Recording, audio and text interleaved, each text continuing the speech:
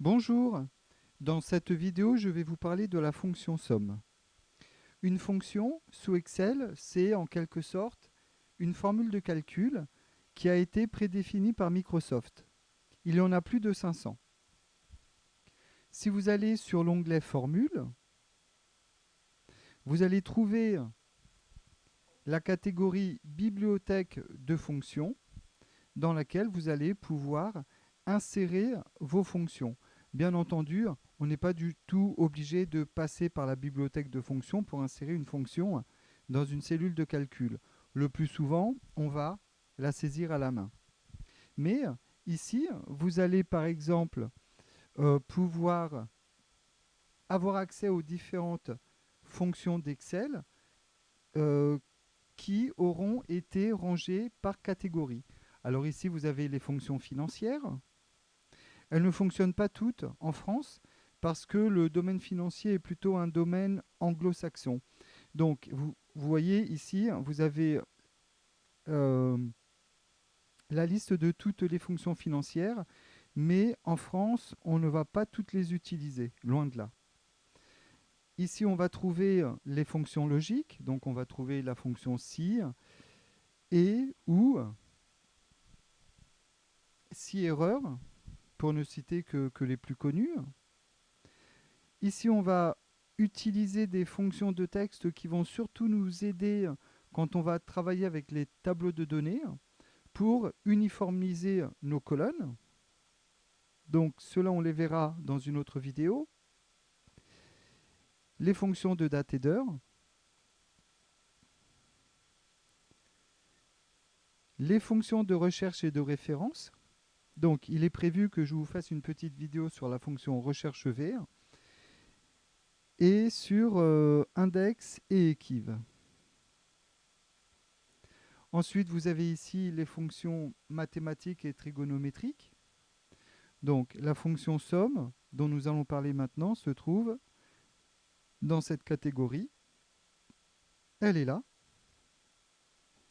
Et ici, on va pouvoir cliquer sur plus de fonctions pour avoir accès à des fonctions statistiques, d'ingénierie, les fonctions qui agissent sur le cube, sauf erreur de ma part, ce sont des fonctions que l'on va pouvoir utiliser éventuellement quand on va travailler avec Power Pivot. Les fonctions d'information que l'on va utiliser très souvent avec la fonction logique SIR et des fonctions de compatibilité. Voilà, donc c'était juste pour vous donner une petite idée d'ensemble des fonctions qu'il y avait dans Excel. En fait, lorsque vous passez par l'onglet Formule, Bibliothèque de fonctions, voilà, si vous cliquez sur une fonction quelconque, vous allez ouvrir en fait une boîte de dialogue qui va vous permettre d'insérer votre fonction, qui va vous aider à l'insérer. Je n'aime pas trop utiliser cette boîte de dialogue. On la retrouve ici également, dans le petit f de x. Moi, en fait, lorsque je donne des cours sur Excel, euh, je tape mes formules de calcul, mes fonctions à l'intérieur des cellules. Moi, je trouve que c'est le meilleur moyen de bien comprendre leur structure. Voilà, donc on va revenir à l'onglet Accueil. Pour ce qui est de ce petit tableau, si vous ne voulez pas le taper, je vous invite à le télécharger. Je vais mettre un lien tout à l'heure sous la vidéo pour que vous puissiez le récupérer. Je vais commencer par agrandir un petit peu mon zoom. Alors jusqu'à maintenant, la seule chose que nous ayons vue sous Excel était les formules de calcul simples. Donc ici, pour le total du mois de janvier, je vais commencer par effectuer ma somme à l'aide d'une formule de calcul simple. Donc je vais commencer par cliquer dans la cellule dans laquelle je veux insérer mon résultat. J'appuie sur la touche égale parce que c'est la touche égale qui dit à Excel que c'est une formule de calcul et on va venir chercher, on va cliquer sur chacune des cellules pour récupérer leur référence, on appuie sur la touche plus. Voilà, donc je clique sur C5, ça me permet de récupérer la référence de la cellule C5. Je tape plus et ainsi de suite. Voilà, et maintenant je vais cliquer sur C6 et je vais appuyer sur Entrée. Donc ça, c'est une formule de calcul simple. Ça permet effectivement d'effectuer les calculs, mais vous comprenez bien que s'il y a 1000 montants à additionner, ça sera très très long. Donc, la solution, ça va être d'utiliser la fonction somme. Donc, je me place dans la cellule d'à côté et je tape égale somme. Et vous voyez que au fur et à mesure que je tape, Excel m'affiche la liste des fonctions. Donc, je peux descendre avec la touche fléchée pour venir sélectionner la fonction que je veux faire entrer dans la cellule. Et après, j'appuie sur la touche de tabulation. Une autre méthode consiste à faire un double clic sur le nom de la fonction. Par contre, là je vais revenir un petit peu en arrière, si vous descendez sur le nom de la fonction que vous voulez insérer dans la cellule et que vous appuyez sur Entrée, Excel vous renvoie l'erreur non parce que en appuyant sur la touche Entrée, il n'arrive pas à faire entrer la fonction, le nom de la fonction dans la cellule, dans la formule. Donc, on va recliquer dessus et puis on va continuer à saisir. Là, ça m'affiche la fonction somme. J'appuie sur la touche de tabulation. Ou alors, vous la tapez, si vous savez parfaitement comment elle s'écrit, vous n'avez qu'à taper le nom de la fonction. Et ensuite, on va sélectionner les montants à additionner. Alors ici, je vais sélectionner les montants depuis la cellule D4 jusqu'à la cellule D6. Et vous voyez, là, je viens d'insérer une référence de plage de cellules. Une plage de cellules, c'est un ensemble de cellules. Donc ici, mon ensemble de cellules commence à la cellule D4, 2 points, et il va jusqu'à la cellule D6. Je ferme la parenthèse, encore que si je n'utilise qu'une seule fonction, je ne suis pas obligé de fermer la parenthèse. Et j'appuie sur Entrée. Et vous voyez, Excel vient de me renvoyer le total. Donc ici, ce qui est intéressant avec la fonction somme, c'est que si j'ai 1000 montants à additionner, je vais pouvoir faire égal, somme, ouvrir la parenthèse, sélectionner D4 et descendre jusqu'en D1000 par exemple. Et la longueur de ma formule de calcul sera toujours très très courte. Ça sera par exemple égal somme D4, 2 points, D1000 par exemple. Alors que si je voulais faire la même chose avec une formule de calcul simple, il faudrait que je fasse égal C4 plus C5 plus C6 plus C7 plus C8, etc. jusqu'à C1000. Donc vous imaginez, ça serait une formule de calcul qui serait très très longue. Vous pourriez parfaitement vous tromper en saisissant les références ou en allant les chercher. Non, ça serait vraiment très très long, donc il vaut mieux utiliser la fonction somme. Les fonctions sous Excel se présentent toujours de la même manière. C'est-à-dire que lorsque vous allez insérer une fonction, par exemple la fonction somme, alors je vais écrire dans une cellule une fonction, mais pour que Excel ne la reconnaisse pas comme étant une formule de calcul, je vais commencer par afficher dans la cellule une petite apostrophe. Ça va dire à Excel que ce qui vient après l'apostrophe est du texte. Donc, je commence par mettre toujours le symbole égal, qui veut dire que ceci est une formule de calcul. On va taper le nom de notre fonction.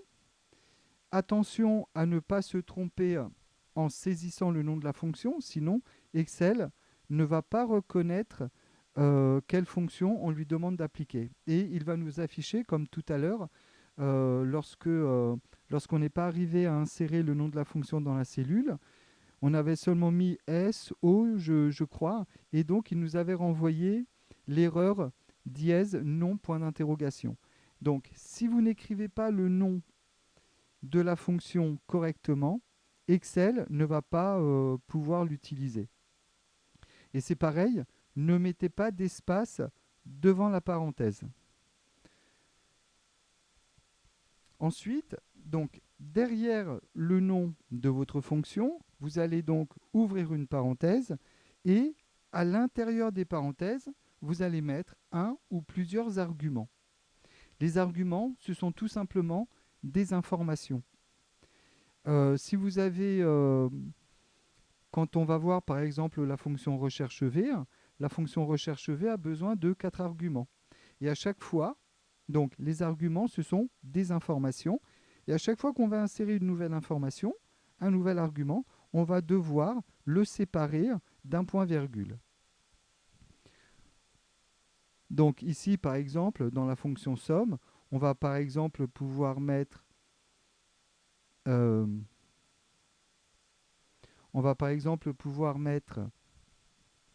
des références de cellules séparées par des points-virgules, mais le plus souvent, on va en fait utiliser des plages de cellules. Donc, le nom de la fonction, ouvrir la parenthèse, les arguments, en les séparant, voilà, je vais taper argument 1, en les séparant d'un point-virgule,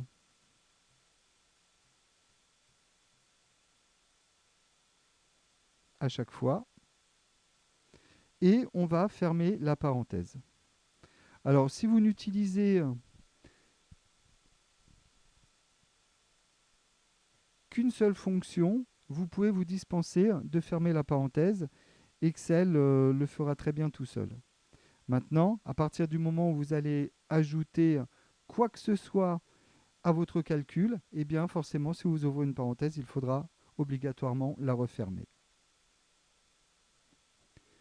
Tout à l'heure, nous avons dit qu'il était préférable d'utiliser la fonction somme plutôt que les formules de calcul simple, au moins pour ce type de calcul.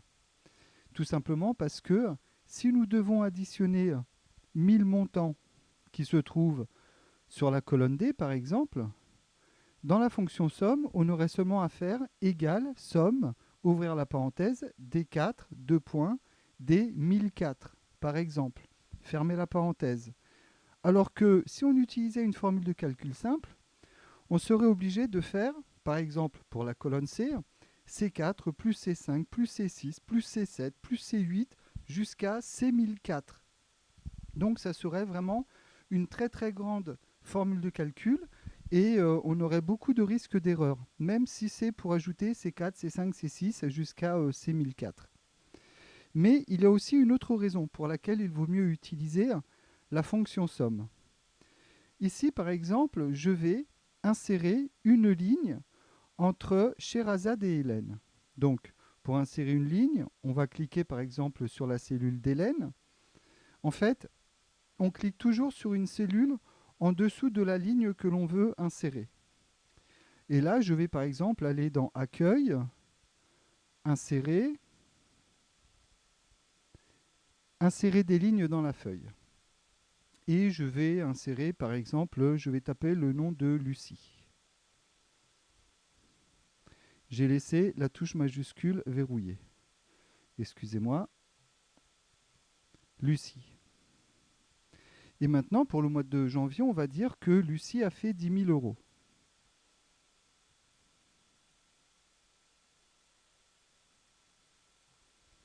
J'appuie sur Entrée.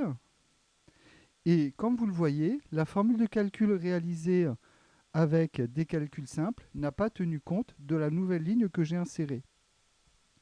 Tout à l'heure, cette formule était de C4 plus C5 plus C6.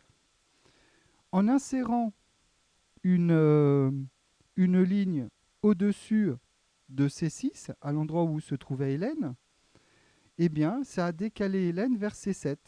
Mais la formule de calcul continue toujours à faire la somme de C4 plus C5 plus C7, c'est-à-dire le chiffre d'affaires de Pedro, de Sherazade et d'Hélène. Ça n'a pas modifié la formule de calcul, même si j'ai ajouté une nouvelle ligne. Ça a seulement décalé la référence du chiffre d'affaires d'Hélène. Faisons la même chose au mois de février, à l'intérieur de la plage de cellules qui est indiquée dans la fonction somme. Donc je vais ajouter ici aussi 5000. Et voilà, donc par exemple 5000. Et normalement, si la formule de calcul prend en compte ces 5000 euros, ça va augmenter, ça va passer de 4200 à 9200. Voilà. Donc ça signifie que la fonction somme va bien tenir compte des lignes que nous allons insérer à l'intérieur de notre tableau. Et on n'aura pas besoin ici non plus de mettre à jour notre formule de calcul.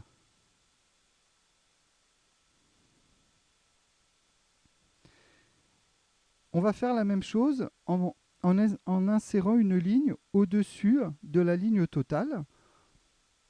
Donc là, cette fois-ci, je vais faire un cliquet droit, insérer, ligne entière. On va taper par exemple Olivier. Olivier a fait 10 000 euros au mois de janvier. Et il a fait 10 000 euros, donc ça n'a pas changé ma formule de calcul du mois de janvier, avec des calculs simples. J'ajoute 10 000 euros dans la colonne dans laquelle j'ai utilisé la fonction somme, et là par contre, ça va fonctionner.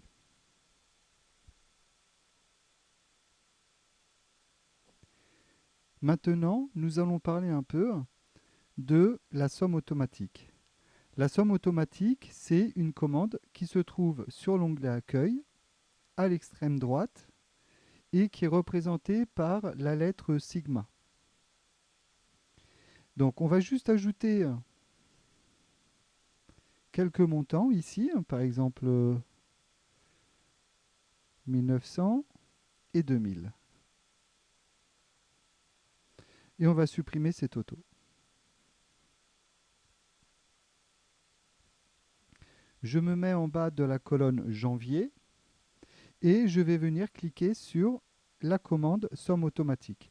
Vous voyez, il y a un raccourci clavier qui permet d'insérer une somme également. Et ce raccourci est Alt plus signe égal. On le testera après. Donc là, je vais cliquer une fois sur la somme automatique et Excel fait une sélection.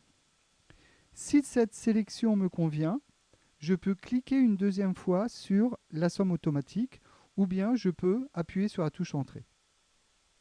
Mais je vous déconseille de le faire trop vite. Ne faites pas tout de suite un double clic parce que si vous ne prenez pas le temps de bien regarder la sélection qu'a fait Excel, Excel peut parfaitement se tromper en faisant la sélection et renvoyer, sans que vous vous en rendiez compte, un mauvais résultat. Je vais faire la même chose ici pour le mois de mars. On clique une fois sur la somme automatique, Excel fait la sélection et ensuite, si on est d'accord de la sélection, la sélection qu'il a fait, on appuie sur Entrée ou alors on clique une deuxième fois sur la commande somme automatique. Sinon, c'est à vous de faire la sélection à sa place. Partez du principe que Excel est un tas de boulons. On va faire la même chose en ligne. Donc, je clique une fois sur la somme automatique. Excel fait une sélection et il sélectionne ici en priorité les montants qui se trouvent à sa gauche. On va le refaire encore une fois. Là, je clique sur la somme automatique. Il sélectionne la ligne qui se trouve à sa gauche. Je le refais une dernière fois. Et là, vous voyez que Excel, au lieu d'être allé chercher les montants qui se trouvaient à sa gauche, est allé chercher les montants qui se trouvaient au-dessus. Alors, ça n'était pas ces montants-là que je voulais additionner. Donc c'est à moi à présent de sélectionner les bons montants. Et quand on utilise la somme automatique, surtout, il faut faire attention à cette caractéristique d'Excel qui va vous proposer une sélection, mais cette sélection, elle est réalisée par un programme informatique qui peut se tromper parce qu'il fera toujours la même chose.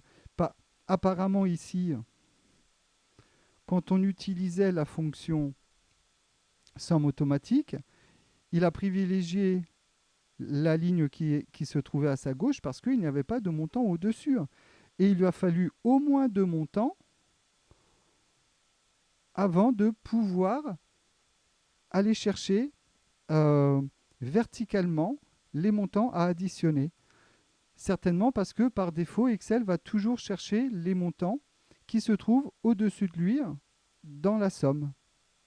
D'ailleurs, quand on a fait, lorsqu'on a utilisé la somme automatique dans ces 3 colonnes, à aucun moment il n'est allé à gauche parce que certainement que Excel privilégie toujours le fait d'aller chercher les montants au-dessus de la fonction somme. Donc faites attention à cette erreur. Lorsque vous utilisez la somme automatique, allez lentement, regardez bien la sélection que fait Excel et si la sélection n'est pas bonne, vous sélectionnez à la place d'Excel. On va tester la commande Alt signe égal pour voir le raccourci clavier. Donc j'appuie sur Alt, j'appuie sur le symbole égal et effectivement ici, ça m'insère la fonction somme. Et là, il est allé la chercher à gauche. La fonction somme peut comporter plusieurs types d'arguments entre ces parenthèses. On va par exemple faire égal, somme, ouvrir la parenthèse. Alors vous voyez, de toute manière, même si je tape la fonction somme en minuscule, tout à l'heure, quand je vais valider mon calcul, Excel va s'empresser d'afficher somme en majuscule. Alors, on va d'abord pouvoir mettre des références de cellules que l'on va pouvoir séparer les unes des autres par des points-virgules.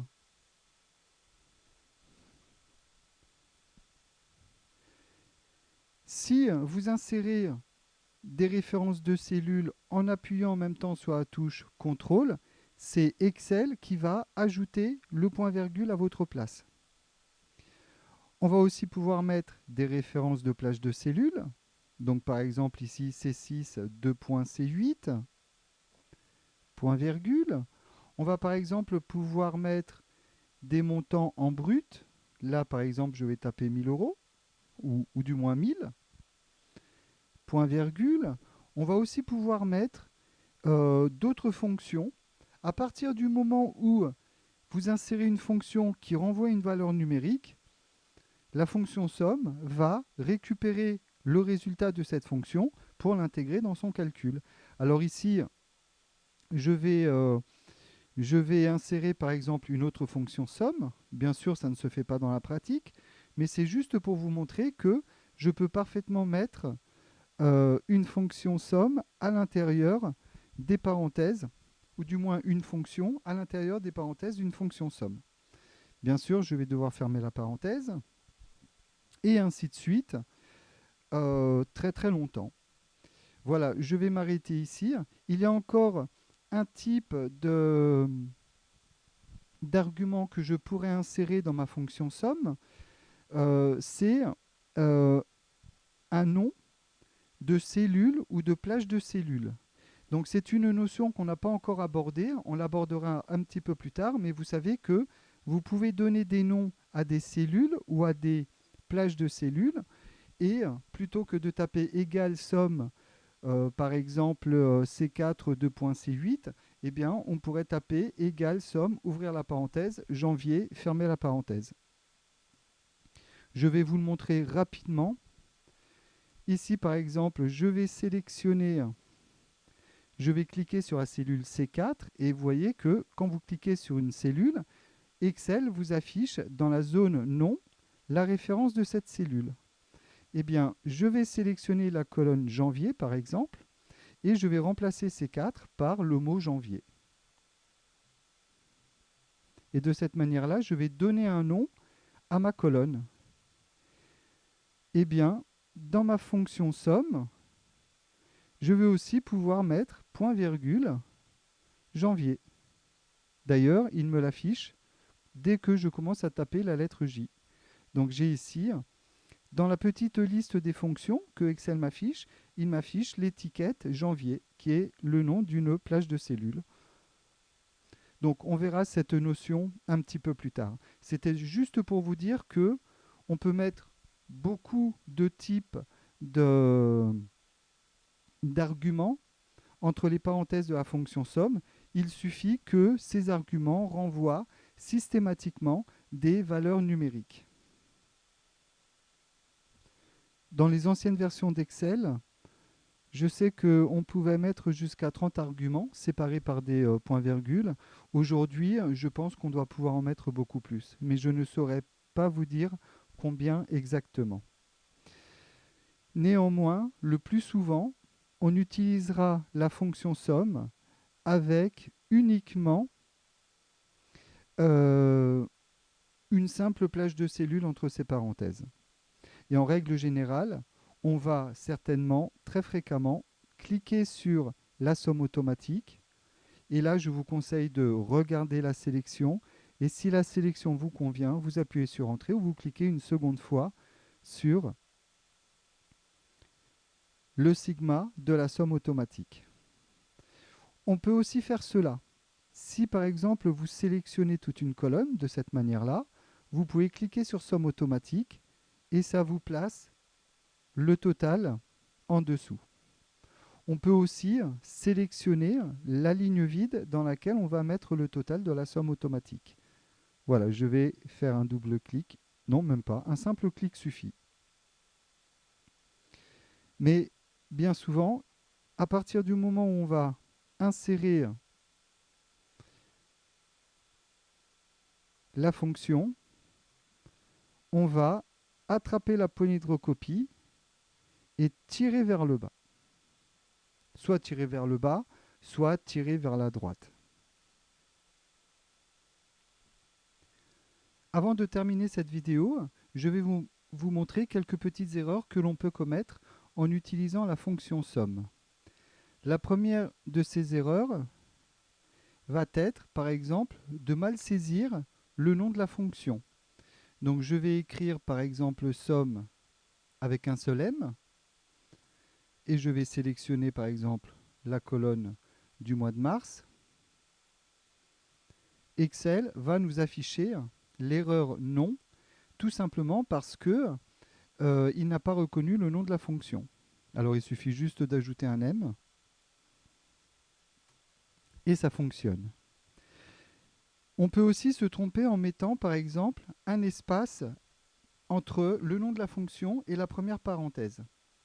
Si c'est cela, Excel nous affiche un message nous proposant de supprimer l'espace entre le nom de la fonction et la première parenthèse.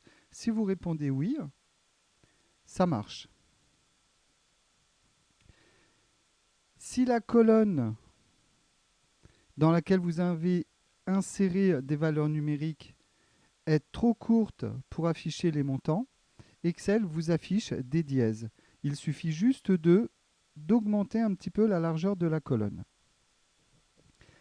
Et il y a aussi une erreur que les débutants sur Excel font souvent, c'est que, par exemple, s'ils veulent faire une addition, une multiplication, quoi que ce soit, voilà, par exemple, si je voulais additionner 3900 plus 4200, eh bien, il y a des gens qui font cela. Égal, somme, ouvrir la parenthèse, 39, c'est-à-dire F4, plus F5. Fermez la parenthèse, appuyez sur Entrée. En fait, ici, j'ai commis l'erreur d'insérer une formule de calcul simple à l'intérieur de la fonction somme. Cela fonctionne parce que la formule de calcul simple renvoie une valeur numérique. Donc, si vous mettez une valeur numérique entre les parenthèses de la fonction somme, elle va additionner. Donc ici, on fait une formule de calcul à l'intérieur, et comme il n'y a qu'une seule formule de calcul, donc ça va renvoyer 8100, je crois, et à l'intérieur de la fonction somme, ça va additionner 8100 avec rien du tout. Donc, on n'est pas obligé.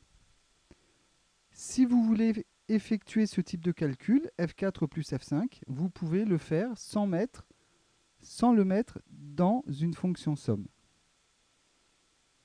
Cela marche tout aussi bien. Et pendant cette vidéo, à un moment donné, alors vous ne l'avez peut-être pas vu, mais parce que j'ai fait mon petit montage, mais en fait, à un moment donné, j'ai eu un petit problème. Lorsque j'utilisais les touches fléchées pour déplacer la cellule active, ce n'était pas la cellule active qui se déplaçait, mais ma feuille. C'est-à-dire que j'obtenais ce résultat-là.